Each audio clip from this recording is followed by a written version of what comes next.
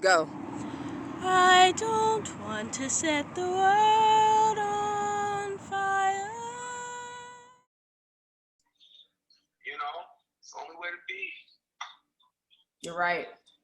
Okay, Roderick, it's recording. Do you have a question real quick? Do you hear Peppa Pig in the background? You said what? Do you hear Peppa Pig in the background on my end? No, I can't hear Peppa Pig.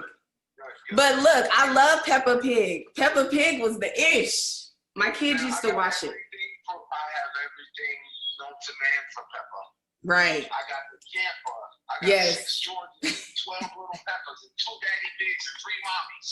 Like, yo. Look, Peppa Pig was an unlikely butterfly. You know what I'm saying? She was always out there. She be going off on her family, though. I don't understand it. Peppa got an attitude. She do. All right.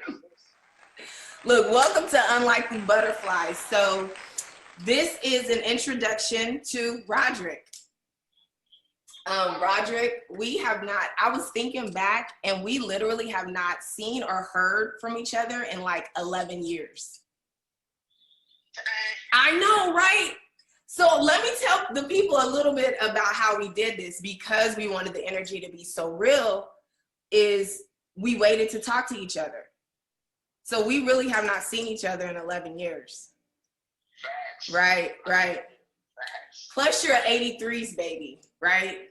I love my 83 babies. Happy belated too. Yes. So tell the people a little bit about yourself. You know what I'm saying? Like, tell them, what do you do for self-care? What does self-care look like for you?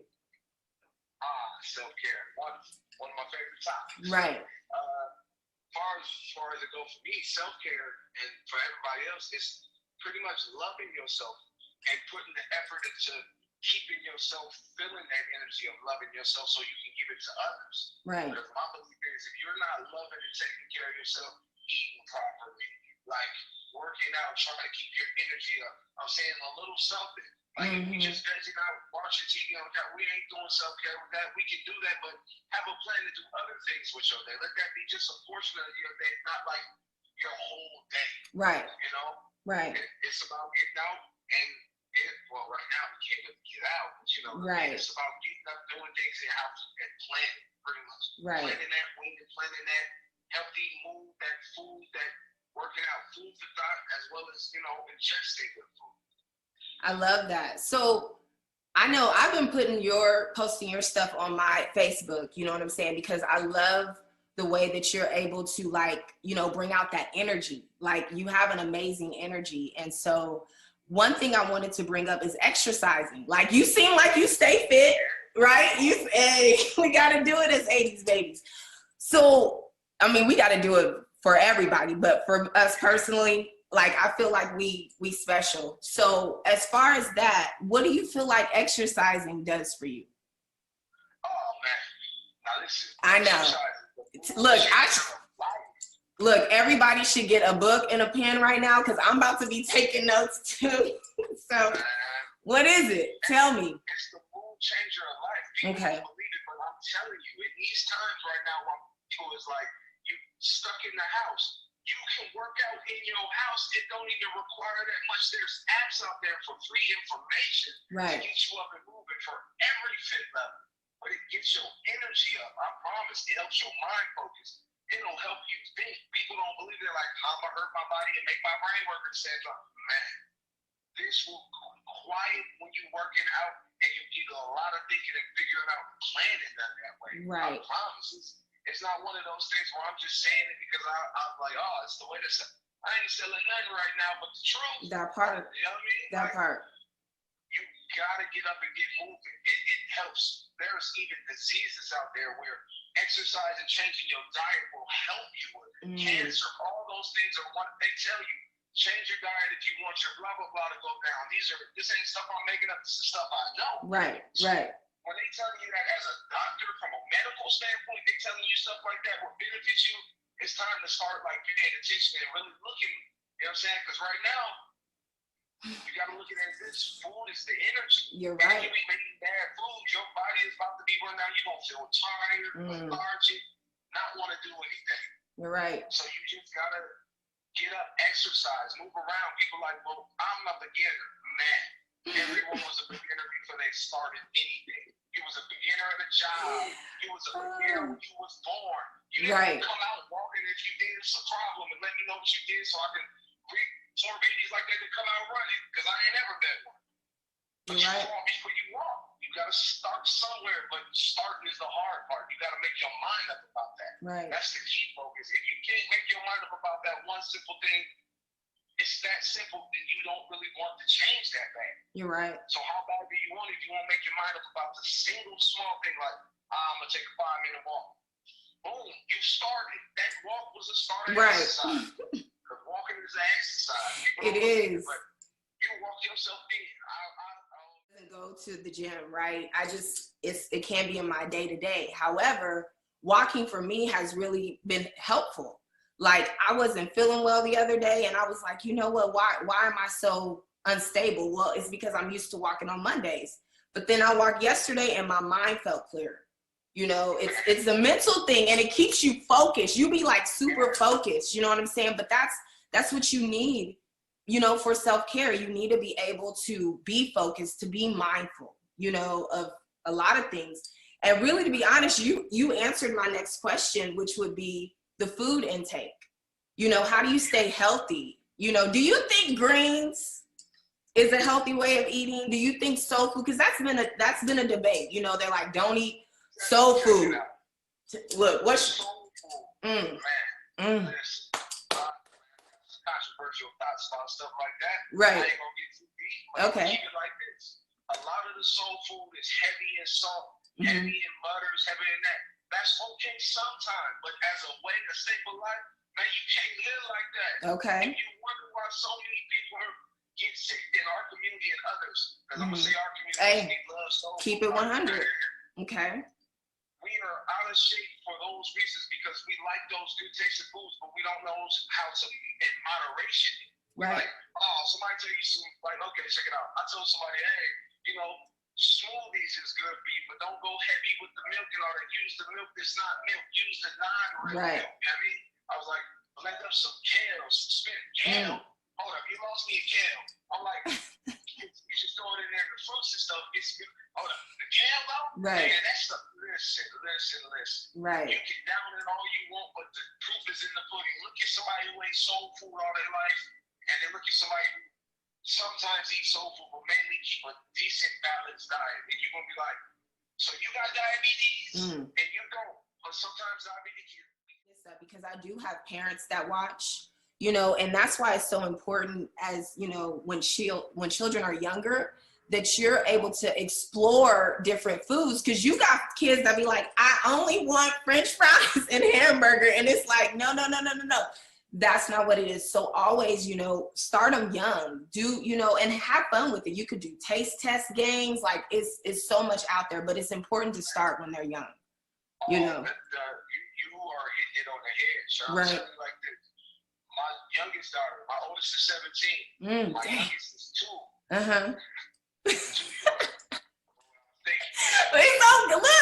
Look. It is what it is. You know what I mean? So I start her now eating different stuff, like trying different fruits and vegetables. She loves apples. When she wants something sweet, she like, Dad, can I? No, you had a fruit snack earlier. You're not about to eat 6 packs of fruit snacks. Right. Get an apple. She go get her own apple. Wash it off. She in fruits now. She look at apple. They look a little messy. I want the other one, Dad. That one. But she can eat the whole apple without force. Yeah. All types of fruit without force. Even some vegetables. I gotta try to hustle with the vegetables to get in, but she will eat them. And I'm like, they good to taste. And then she tastes it. If they taste good, she's like, I'll eat a couple of them to rest my slide, but I'll eat a few. You know what I mean? Like, start them young and they learn it. And my other daughter, I just always had 8 different with her, my 17-year-old. So now I don't even have to push it on her. She changes up stuff on her own. She's like, nah, Dad, can you get some this or can you get some of that? I'm like, oh, I ain't never drank. Okay, all right. Right. Now you stepping the game up without me forcing.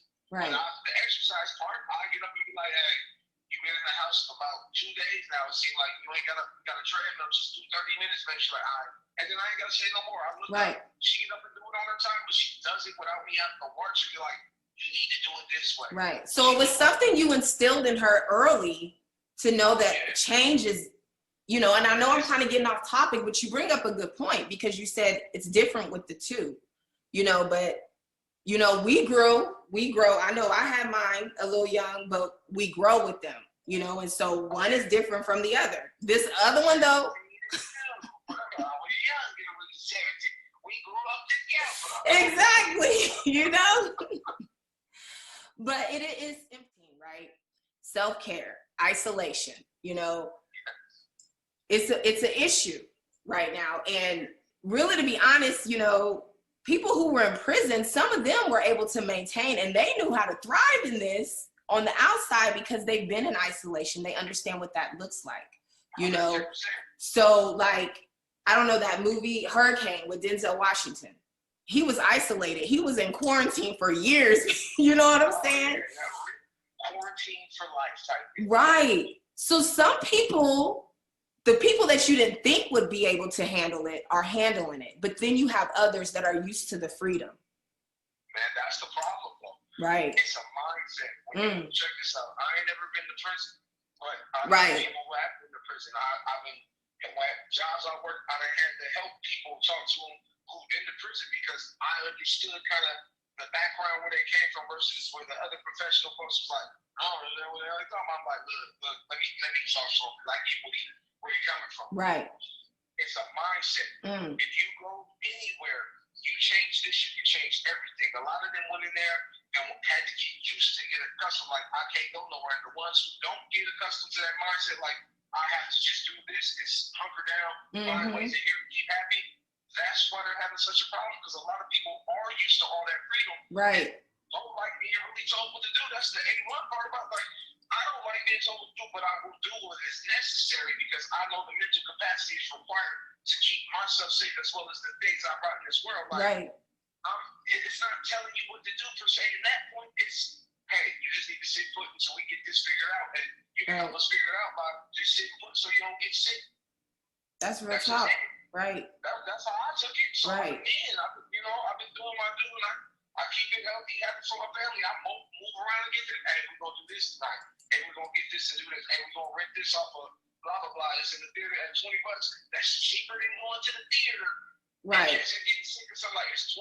We're going to watch it 3-4 times if we want to, but usually it's once. Right. And tell my cousins and stuff, hey, you don't get it, watch it too. It's on there. That's when people they come up with new ideas. Like I was walking yesterday at the park, right?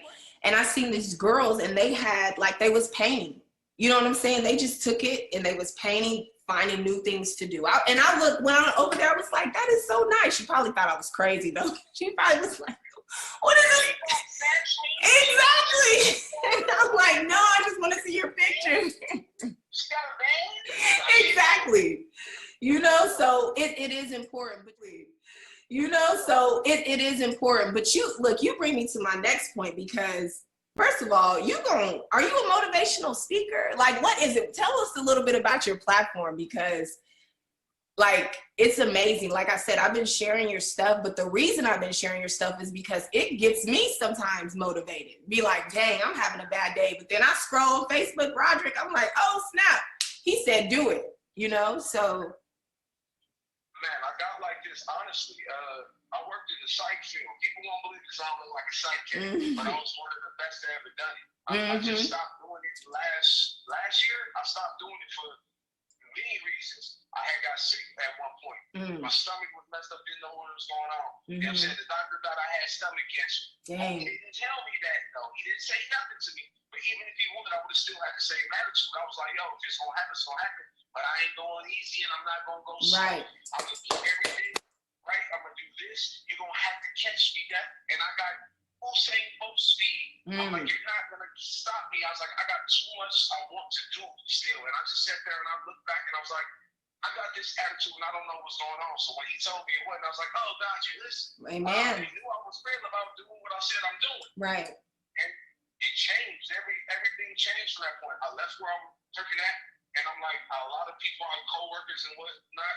Some of them committed suicide. That's the harsh reality of this. You talk to them, they figure they like you. Like, yeah, they're going to do great. Then you get a call when you ain't there no more. They like, such and such did this. And you're like, dang. I know. And I'm like, what if somebody would have just said a word of positivity to them? What if they would have just heard or scrolled through and seen something of somebody who understands or know what they're going through, but let them know, like, man, I crawled through the grind and climb and mud to make myself a better person, not because that was the only thing I could do, but because I wanted to do it. And I knew our community struggles with people who don't do it. I seen friends of mine come through where I was before. Stuff like that. Like friends, like legit people I grew up with, hung out with years and years ago, talked to, and I'm like, man, this does not, mental health does not spare anyone. Doesn't care your color, don't care your belief, your religion, don't care how deep a walk you is, it don't spare you. When depression or sadness or you dwell on that thought catch you, boy, it pulls you down to levels you don't even know. Right. So I was like, yo, I got a better grasp of this than most. I've worked in the field legitly, did it better than a lot of people legitly, you know what I'm saying? Why am I not giving this energy out and doing it the way I want to do it when the people here tell me how I can and can't do it and motivate, and certain things I can't say to them? But if I was free in my life, I could keep it honest with people and let them know what it is. Right. Because honesty is the best. I feel like authentic is the best. I can't be no other way. So if they wanted me to be another way, they gotta miss me with that, because that's the only way I knew to be. And I was like, you know what? I'm gonna try my own hand at doing life. I'm gonna try my hand at like motivating people. I'm gonna try to become something bigger than what I was, because I felt like I was. People would always tell me that, hey, who would they everything about doing stuff because right. And I'm like, well, nah, I just do this because I feel like you need it. Like, I'm pretty good on my empath film. Like, I feel like the world needs more positivity, even now more so than ever. So I was like, let me devote myself to that. And if it makes me any type of profit eventually, cool. And if it doesn't, at least I saved a couple people from feeling a specific way. They know, people who knew me know, like, no, he really understand. I know him personally. He's really like this. Like, it is not a game, man. The gimmick and the sales pitch. Right. And it's funny because, you know, where we met was in a job where we were dealing with mental health. And I think that's really what drew my passion for it in a way, because I learned a lot, you know. And so I'm kind of like with you, I like the idea of helping people in the midst of it. But say about that toxic energy, like how would you tell a person to handle that energy? Because it's there. I mean, it's not going to go away. In my lifetime, I've ingested more toxicity. Right. I used to eat it by the spoonful. Right. Relationships, I'm like, yum, yum, yum, yeah, this is good. All this sucks, but this one little piece is going to keep me there. Wrong way to think. Way to think, because the majority of the relationship shouldn't be this one piece. The toxic should be that one piece, the problem, but it should be workable. Yep. I got it backwards. So I started looking into different stuff. Like, okay, so I used to kick it with this person, this person. It does not mean I'm mad or hate anybody or dislike anybody. But if my energy is being threatened because you don't want to try to do better, and you definitely know better, and I'm trying to help you change, but you trying to pull me down and like pull me to show a side of you that you want to see a darker side of me, and I'm like, yo, I'm not on that no more. I can use something like that if I gotta protect what I love, but I'm not just running around on go all the time. Who does that? I'm not running around seeing problems or whatever. Who want to do that? Why would you ever? That's a big problem, and I guess no, let's get a solution. That's a little problem. You think about it. Let's find a little piece like a puzzle and start. But toxicity, it is one of those things where you have to make a decision to sternly cut it off and have to know that doesn't mean you hate people. Right. It doesn't mean you dislike them. It just means until they're ready to vibrate at your level or move up higher, I'm going to welcome you with open arms if you legit trying to do it. But you're not going to give me no type of effort or work and make me think that I'm supposed to stay there out of loyalty to you when you're toxic. Right. So you're telling me I'm supposed to eat a mushroom that I know is poison, but I'm supposed to eat it because you just grew it. Man, that's poisonous. Yeah, but I grew them in my backyard. This is the best love of your bro. That's poison, though. Look, you'll die. You'll die. You'll die. You're gonna die. You're gonna die, man, if you eat it. If I eat it, I'm gonna die. Right. Oh, so you ain't gonna eat one of my veggies? Bro, it's toxic. I'm gonna have to leave you there. Don't eat that. But if you eat it, and you survive it, come find me and I'll show you the right mushrooms to grow. Right. But people gotta learn to stop taking their energy and giving it to people that don't really want to reciprocate. They're going to keep drinking from you, and then throwing their bad at you. And at no point, when it's toxic, will they ever be like, well, maybe this person needs some of that energy back. Let me pour a little back into their cup. Maybe let me help them out a little bit. At no point will you get that from somebody who's toxic. No, you won't. You won't. You from saying, hey, I'm not putting up with this anymore. It's enough. Right. They blame you. And you can feel toxic, you know, and don't discount that feeling, because that feeling can come up, and sometimes it's looked at as anxiety. You know, it's looked at as I'm nervous, but it's really because of your toxic energy and my positive, and it's like clashing. So be aware. Trust your gut. Right. Sometimes it's points in life where they say, well, you can't always just, sometimes you have to trust those feelings for that, because love will make us see the best in someone who is killing us, completely killing us. Love will make us see that instead of seeing with the other eye, like, yeah, but out of that one good thing they did to me that was solid in the time I really needed them, they have done 1,000 wrong things to me and continuously keep dumping on me. Right. They continuously tear me down. And then when I get defeated, they come over like, well, what's wrong? Why do you feel like this? And then you got to look at them like, are you kidding me? And why do I feel like this? Because of the energy. So look, y'all heard it here first. Roderick said that he does, you do personal training for people, like life coaching. Like, what is it? What do we do?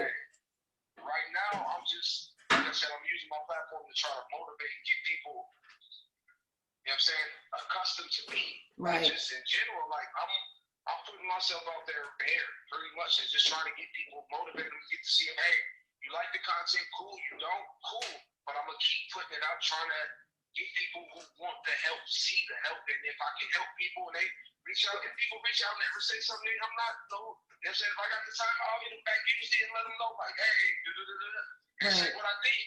But it's like, I'm just trying to make the world a better place, one positive thing at a time. And like I said, if you yield something from it, cool. If not, that's also cool. But I refuse to let it not happen, because at least I put the energy out there to help somebody. And if one person is helped, I feel like I've done a good job. Right. That's it. You have.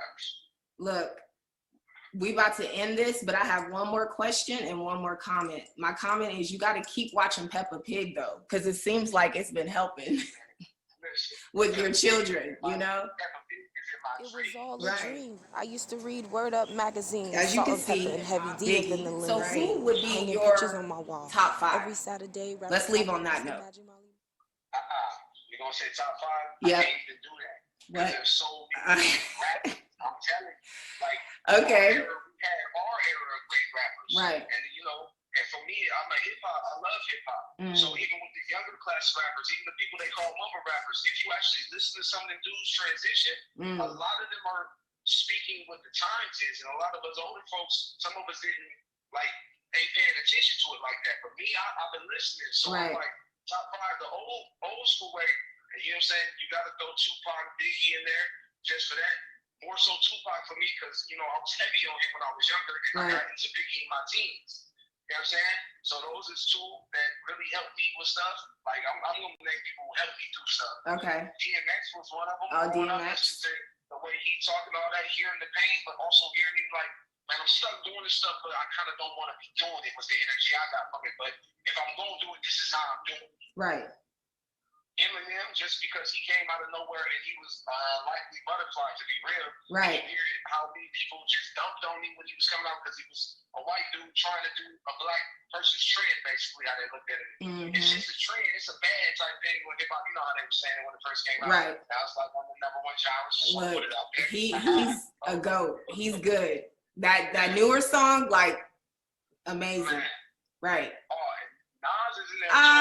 Finally, thank you. Nas is on my top list, right? Because he helped me through a lot of stuff. Like, I understood where he was coming from. I understood him always telling you to grow.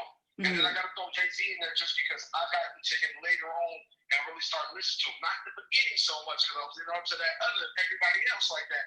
But I really jumped on later. I'm not a hater. You feel me? I give credit where it's due. You don't. That's it. So I can't say the greatest, because it's still evolving. And great people keep coming out, from the younger generation to the older still. Right. And you're going to keep having that because people have creative minds, right? So it's never going to be the same. It's, it's never going to be what you think it should be. So, and that's what creates. Who you like now? So I listen to Lil Baby. Okay. I mess with him. Okay. Some stuff from NBA Youngboy, just because he has a, you know what I'm saying, regardless what he do off his records, when you listen to some of his records, you can also hear the need and want to do better in there. And really just, you still stuck in there, so I get why people still do the things they have to do. Right. You know what I mean? YNB Corday, I like him. You know what I'm saying? He doing his thing. J. Cole, I don't know, he is newer, but he in our bracket. Right, he is, yeah. Kendrick, you know what I mean? Yeah. Always got Big Sean. I cannot. There's so many new ones that I can. Look, we could be all day with this, huh? Real talk. Right, right. Talk. Oh, and Smoke, the newest of the day. Look, everybody check these out. Like, I'm low-key promoting them right now. I mean, I know my platform is small, but you know what? I'm gonna be like, remember when I said you on my YouTube channel? So thank you, Roderick. I appreciate you know what we had to go through to get here. So hopefully this, hopefully this works out. If not, we'll just, we'll do it again. All right. Look, check them out. Check him out on my Facebook right now. I always, share his stuff. Go ahead. Prodigal Shepherd on YouTube. I'm on Instagram as the Prodigal Shepherd. I'm on TikTok, Prodigal Shepherd 09. You know what I'm saying? Twitter, also Prodigal Shepherd, but it's Prodigal S Shepherd. You know what I mean? Just look for Prodigal. I'm about the only one, basically.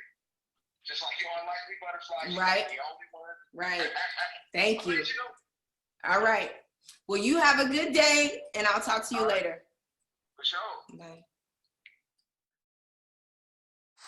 Man, it's Sway Chat. 60 seconds to say whatever you want. We got Sharon from Arizona on the line. Grand Rising, What's Sharon. up, Sharon? Hey, Sharon. Rising. Hello. Can you guys hear me? Loud. Yes, we can. Okay. Yes. All right. So I'm just gonna make it short and sweet. It's really. This is good.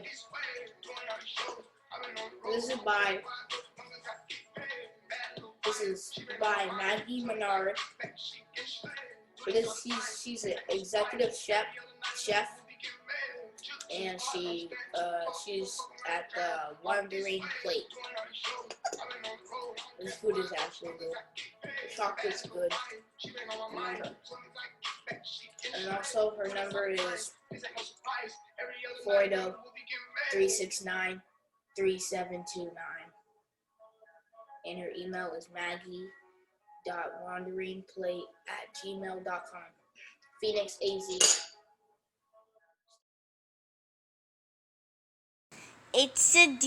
Introducing Adisa Taylor's art collection.